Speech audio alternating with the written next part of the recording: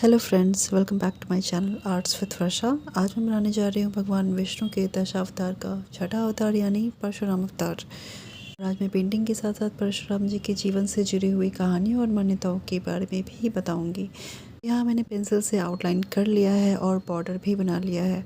और भी border designs के लिए आप मेरे प्रीवियस वीडियोज़ देख सकते हैं। अब शुरू करते हैं परशुराम जी की स्टोरी। जैसा कि आप सभी जानते हैं कि भगवान विष्णु के अवतार हैं और लेकिन उन्हें अवतार नहीं माना जाता है, उन्हें आवेश अवतार कहा जाता है क्योंकि वो भगवान विष्णु के क्रोध से जन्मे हुए थे।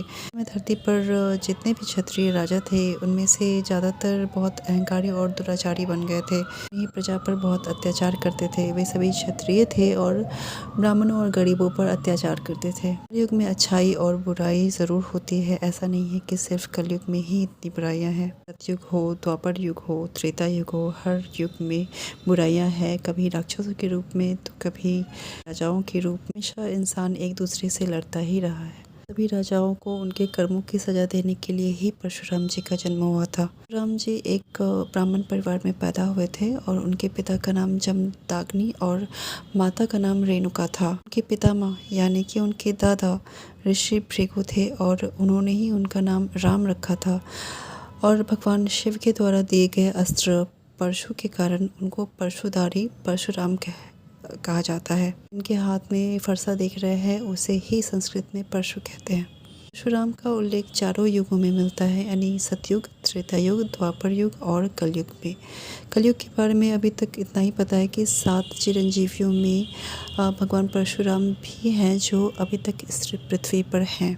सतयुग की कहानी ये है कि एक बार परशुराम भगवान शिव से मिलने कैलाश गए थे तो भगवान गणेश जी ने उन्हें रोक दिया था। में आकर परशुराम ने उन पर प्रहार किया और गणेश जी का एक दांत टूट गया। तभी से गणेश जी एक दंत कहलाते हैं। त्रेता युग में उल्लेख है कि जब श्री राम ने शिव धनुष तोड़ा था सीता के स्वयंवर में, तब परशुराम जी को बहुत क्रोध आया था और उन्होंने राम जी से युद्ध करने के लिए तैयार हो गए थे। श्री राम ने उनके क्रोध को शांत किया और अपना पूर्ण विष्णु अवतार उन्हें दिखाया था।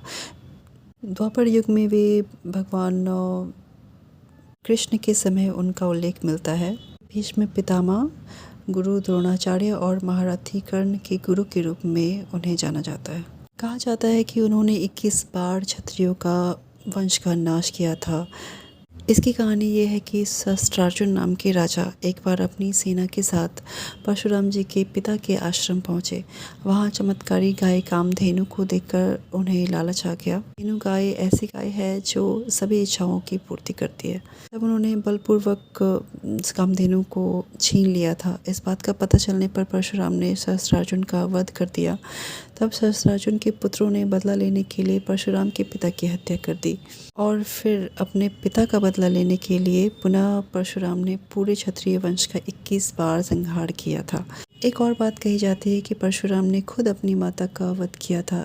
तो इसकी कहानी ये है कि एक बार ऋषि भृगु ने माता रेणुका के देरी से आने के कारण क्रोध में आकर अपने सभी पुत्रों को माता रेणुका का सिर काटने का आदेश दे दिया। तब परशुराम के बाकी सारे भाइयों ने ऐसा करने से मना कर दिया। तब ऋषि ने सभी की बुद्धि नष्ट होने का श्राप दे दिया। लेकिन श्राप के भय से परशुराम ने पिता की आज्ञा मान ली और अपनी माता का सिर धड़ से अलग कर दिया। श्री भृगु परशुराम के आज्ञा पालन से बहुत खुश हुए और उन्हें 3 वरदान मांगने को कहा। तब परशुराम ने पहले वरदान में अपनी माता को जीवन दान देने को कहा। दूसरे वरदान में उन्होंने अपने भाइयों की बुद्धि और चेतना लौटाने का वरदान मांगा और तीसरे वरदान में उन्होंने मांगा कि उनकी माता और उन्हें ये वध करने की बात याद ना रहे, वो सब कुछ भूल जाएं।